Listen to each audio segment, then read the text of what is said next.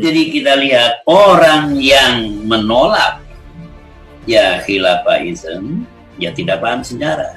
Apalagi ingin menggantinya dengan komunisme asy'uriyah, ya karena menganggap ad-din abyunus sya'b, ya menganggap agama itu adalah sampah masyarakat. Tambah kacau aja udah. Dan kebetulan sedang berkuasa. Wah, saya nggak habis pikir kok bisa terjadi. Hadirin yang dimuliakan Allah Subhanahu wa Ta'ala, saya hanya ingin sharing. Sudah begitu banyak pembahasan tentang khilafahisme dan komunisme. Bagi kita, ya khilafahisme bagi umat Islam adalah bagian daripada sistem pemerintahan. Tapi ya tidak tahulah apa yang terjadi sekarang di dunia Indonesia seperti ini. Kadang-kadang kita gagal untuk memahami apa yang sedang dimainkan oleh para petinggi negeri ini. Rekayasa apalagi yang mereka lakukan untuk memuluskan niat-niat dan agenda, the hidden agenda untuk mereka. Seakan-akan tidak ada. A'udzubillahi samil alim minasyaitonir rajim. Bismillahirrahmanirrahim. Allahumma sholli ala Muhammad wa ali Muhammad fataqabbal syafa'atahu fi ummatih warfa' darajatah. Aqulu lakum ayyuhal ikhwah, assalamualaikum warahmatullahi wabarakatuh. Berjumpa kembali dengan saya Busyairi Ali pada acara Renungan Hikmah.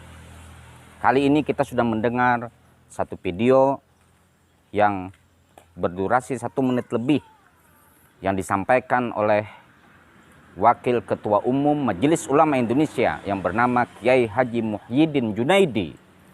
Beliau sangat menggebu-gebu berbicara tentang khilafah dan membandingkannya dengan komunis. Beliau mengatakan jika sekiranya umat Islam ini tidak menerima konsep khilafah, apakah negara kita ini dijadikan negara komunis?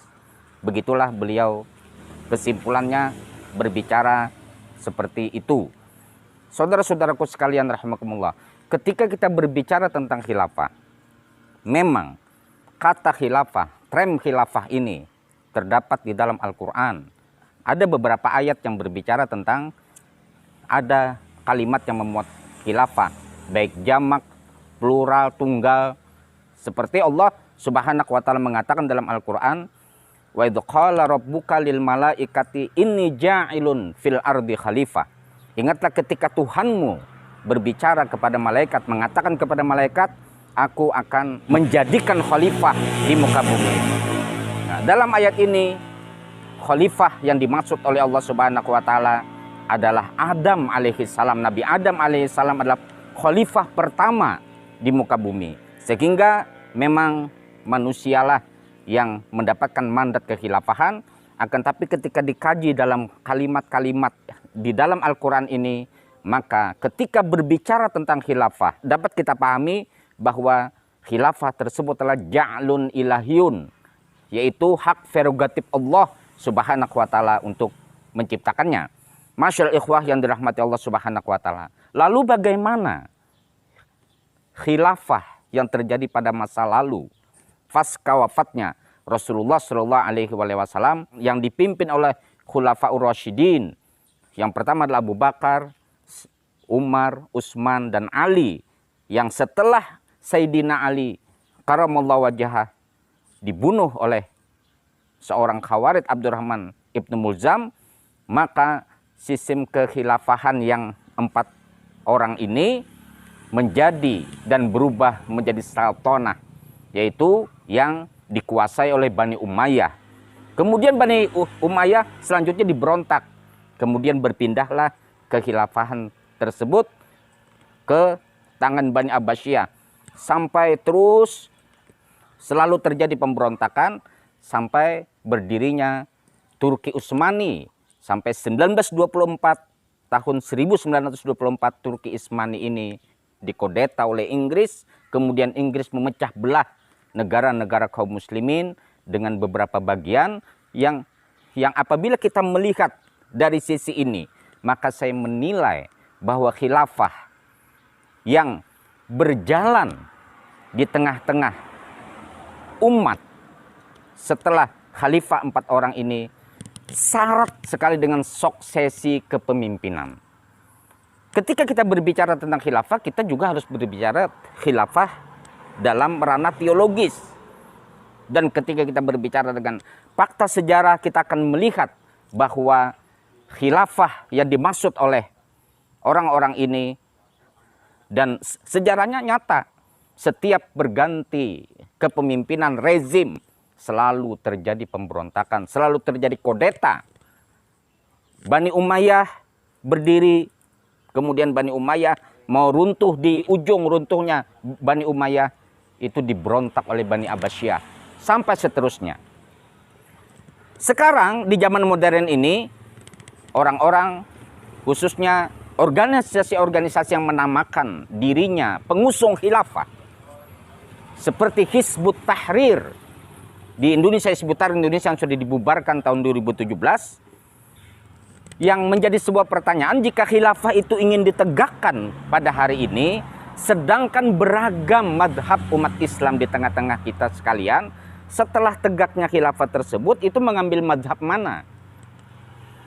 Mengambil madhab mana? Baik dalam aliran kalam maupun dalam aliran fikih.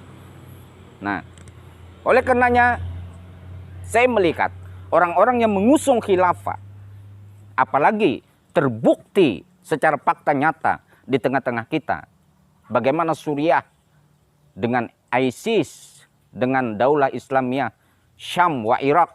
Nah, dengan ISIS ini, mereka-mereka yang mengibarkan bendera khilafah, yang mengaku dirinya sebagai orang yang ingin menegakkan negara Islam, tetapi mereka membunuh dan memberangus manusia-manusia beragama, manusia-manusia sipil, manusia-manusia beragama, bahkan sesama umat Islam. Kuburan orang-orang soleh dibom, masjid dibom, kemudian tempat-tempat ibadah orang-orang Nasrani dan sebagainya dibom oleh mereka, dihancurkan oleh mereka. Sehingga keberadaan orang yang mengusung khilafah di mana-mana telah terbukti membuat destruktif di permukaan bumi ini. Artinya apa? Khilafah yang sedang didengung-dengungkan orang pada hari ini, atau organisasi-organisasi yang berafiliasi untuk mengusung khilafah itu, tidak lebih dan tidak kurang adalah kekuasaan. Buktinya di era tahun 90-an di Afghanistan lahirlah Taliban.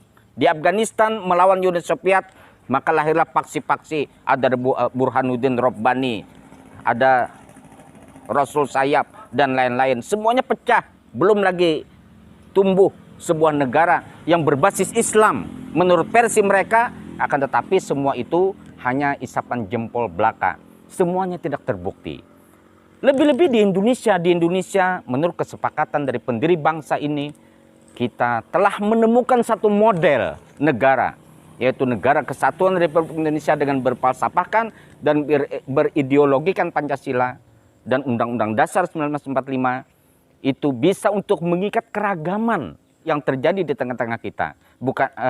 Bukan hanya keragaman agama, akan tetapi suku, bangsa, ras, dan lain-lain. Begitu juga agama. Semua diikat. Sila pertama dari Pancasila itu ketuhanan. Ketuhanan yang Maha Esa. Berarti bangsa Indonesia telah memproklamirkan dirinya bahwa mereka telah menetapkan, pendiri bangsa ini telah menetapkan bahwa bangsa ini berdasarkan ketuhanan dan menolak orang-orang yang anti Tuhan. Oleh karenanya kita sangat menyesalkan ada beberapa anggota MUI yang mereka ini dimasuki dengan ideologi khilafah menurut interpretasi mereka sendiri. Sangat sulit untuk menegakkan khilafah, menegakkan hukum-hukum Allah Subhanahu wa Ta'ala berdasarkan persepsi masing-masing yang di abad kekinian ini sudah tidak relevan lagi, karena Bani Umayyah itu bukan khilafah, Bani Umayyah itu sultanah, Bani Abbasiyah itu menurut kajian teologis itu bukan khilafah. Akan tetapi jika mau juga disebut khilafah dan kita meniru dengan sistem negara yang diberlakukan oleh Bani Umayyah dan Bani Abbasiyah sampai Turki Utsmani, maka mereka telah gagal. Makanya semua sultanah-sultanah itu sudah runtuh. Oleh karenanya kita harus mencari model negara. Sekalipun negara kita Indonesia ini bukan negara agama, tetapi ruh yang ada di dalam undang-undang kita, di dalam ideologi kita, Pancasila, memuat ruh yang sangat luar biasa tentang agama. Agama dijunjung tinggi. Oleh karenanya, berhati-hatilah dengan interpretasi yang salah atau salah tafsir di dalam khilafah ini. Mudah-mudahan bangsa kita tidak terjebak dengan satu interpretasi yang salah, sehingga mengambil sebuah keputusan yang salah yang akan menghancurkan 300 juta penduduk Indonesia yang beragam agama, suku, bangsa, dan lain-lain. Sampai berjumpa pada renungan hikmah yang akan datang. Apa pendapat Anda, wahai pemirsa, tentang permasalahan ini? Silahkan Anda memberikan komentar di kolom komentar. Khudil hikmata walau fiyadil mujrimin. Ambillah hikmah walaupun di tangan orang-orang yang jahat. Alafu minkum. Assalamualaikum warahmatullahi wabarakatuh.